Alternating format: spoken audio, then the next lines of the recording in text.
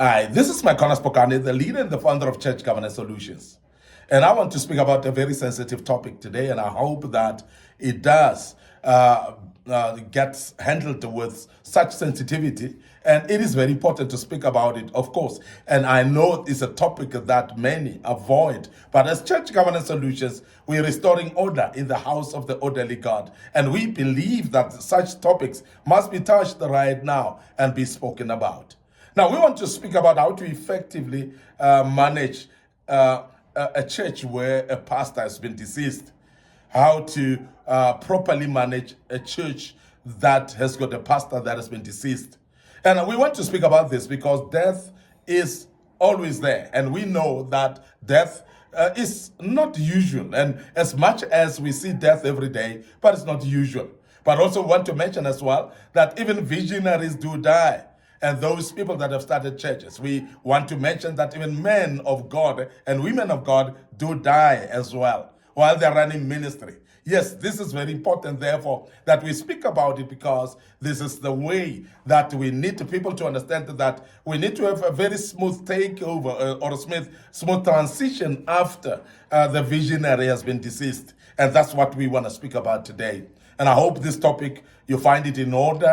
Hope that it will help you as well. There are those of you who might have not experienced a deceased visionary within your church, but it's very important to learn out of that so that in the event that it happens, you know how to do.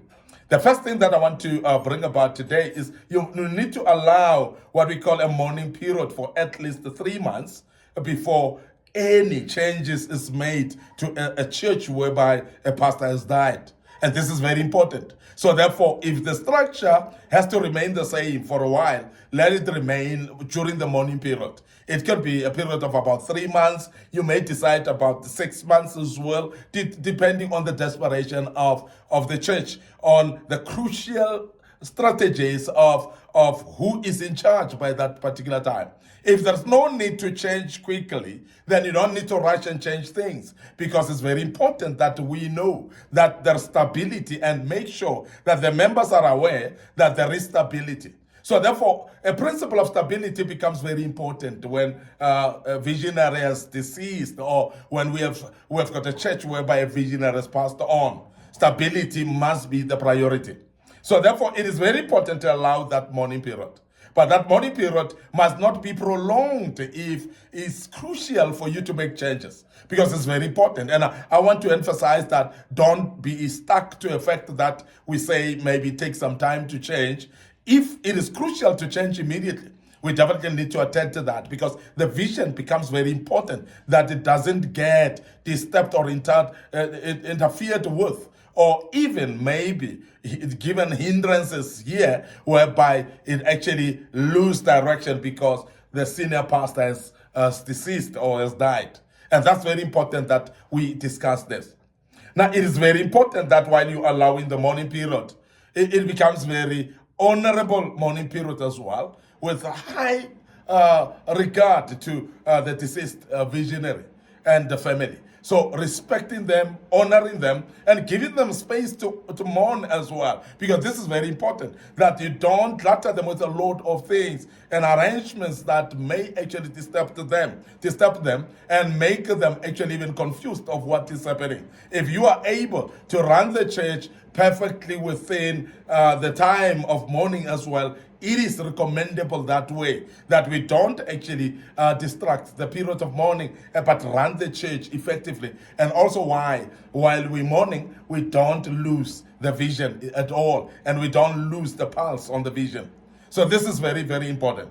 Secondly, it is very important that you let the deceased pastor's wife and the children to be appropriately taken care of, because this is very key, that even during the time of the funeral, they need to be supported, and they need to feel that they are members of the church that are respecting them, honoring them, and also supporting them through the mourning period, supporting them during the time of grief as well. And let the funeral be conducted decently as well, because that becomes very key to actually show stability to the family, the wife, and the children as well, for them to see that there's still high regard for them as well. there's a high respect towards them, because it's very important that you don't make them panic and start worrying what will happen to them. So therefore, they must be well taken off from the beginning.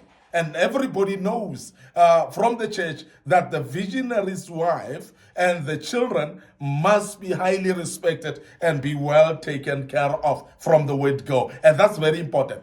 Now, if there are no structures that make sure that the church and the wife and the children of the visionary who was just deceased are well taken care of, it is therefore maybe very important right now that we address that they become a structure that you form in order to take care of these people from the word go, and don't actually make them to arrive at the point where they panic and start getting worried if things will be okay.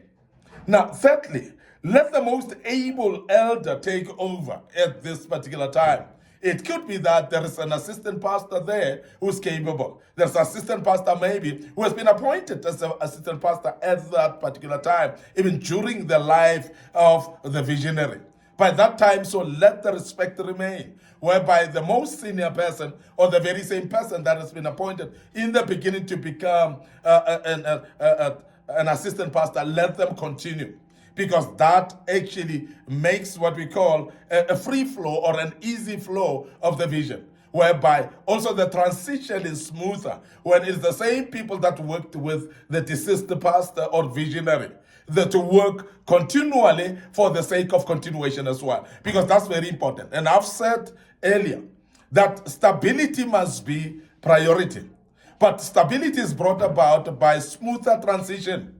And when there is a smoother transition, then there is always surety as well of things will go well. And this is very important that we mention that. So the most senior person, or the most or the one that has been appointed maybe even before the death of the visionary, let them continue as it is. No drastic changes are necessary if you're having people that are capable to continue at that particular time. And I want to mention that because it's very important. At this time, there are times where there are people that scramble for positions. There are people that want them, they want to take over on their own. And sometimes it's people, even from the family of the pastor who has been deceased, they scramble for positions. We have seen in several churches, and even those that are not Pentecostal churches, we have seen people even fighting literal fights after the death of a visionary. And that becomes problematic, and this is a very common thing that we have seen.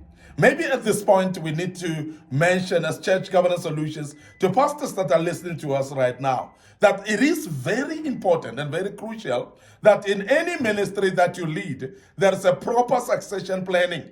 And that's very important. And I cannot speak enough about this because I know there are many churches that don't even have a glimpse of a succession planning, whereby if the senior pastor or the visionary dies, nobody would take over. And that's the reason why visions die. That's the reason why we see churches dying.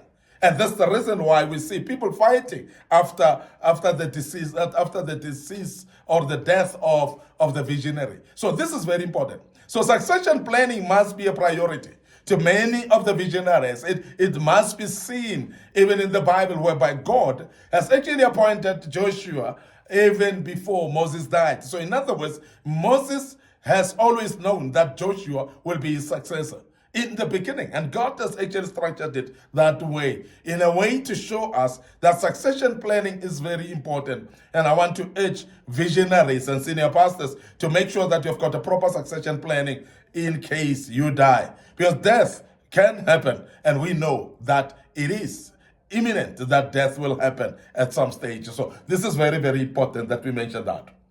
I want to also mention that you need to maintain the original vision. When you take over, whoever takes over, whether it's the elders and leadership, they must make sure that the original vision remains. Because there are times when somebody takes over because you were an assistant and you start tweaking the vision and start changing the vision. That is total disorder. And that's what we are addressing as Church Governance Solutions, that be careful not to change the vision, because the vision remains the same even when the visionary died. Remember, we have always said as Church Governance Solutions that the vision will always overlive the visionary. the visionary will die, but the vision should continue. So this is very important, that everybody who's actually assisting a visionary, who's working closer to a visionary, be careful to learn the vision more closely and clearly, and have what we call an intense knowledge of the vision, so that if the visionary dies, you can still carry on with the vision without problems. And this is very important that we mention, because many start changing the vision, start aligning the vision to their own directions, and therefore we see churches that after that they don't do what used to be done, and they don't focus on the right things that's supposed to be focused on, because the vision is totally lost just because the visionary has died, and that cannot be on. It is then very important as well that you let the new pastor take full responsibility. Because here we have seen some of the churches where a visionary died, whereby decision is not made clearly of who is leading the church. And the leadership of the church will be the committee or the elders board. They are not bold enough to make an appointment of who is in charge. And they end up saying, no, we'll just change and rotate on Sundays, who's preaching and so on. And that's where visions mainly dies. And that's whereby many times visions are lost, because you find that they start rotating each other every Sunday. There's no proper direction. There's no proper build-up, actually even of sermons, because everybody is bringing in their own favorite messages. And there's no proper leader as well. So therefore, no respect from the leader, from the church itself, because there's no proper leader. Everybody seems to be scrambling for leadership, and that cannot be on as well. So therefore, there must be a specific individuals who takes over the vision. We see Joshua taking over the vision after Moses, the servant of God, has died, and God declared it and clarified it to Joshua that now that my servant Moses died, you must be courageous, because you are the one who's taking over. Then the whole congregation of Israel started looking up to Joshua, because it's very important that an individual takes over the vision, so that the whole congregation starts looking up to an individual that God has appointed at that particular time. Very, very important, and we want to emphasize that right now. Finally, let the board or the church leadership, let the board or the church committee fully support or submit to the new pastor.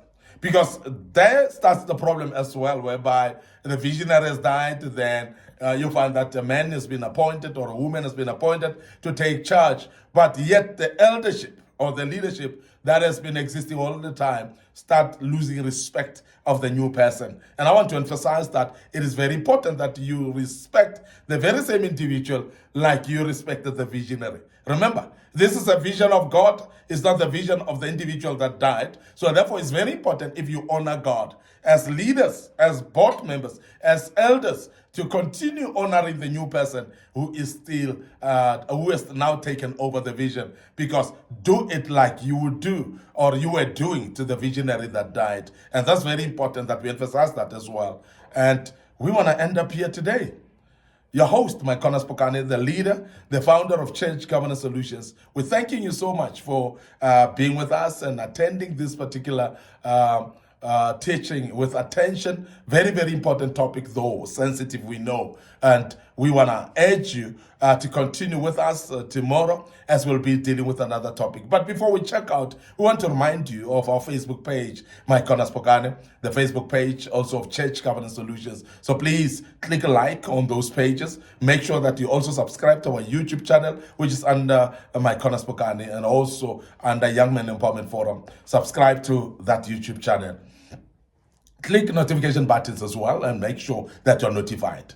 Don't forget our YouTube channel or our TikTok account as well. And the good Lord will bless you as you follow us on TikTok account under Micornus Phokane. May the good Lord bless you. Allow me to check out right here and say till tomorrow. And may the good Lord bless you and say cheers for now.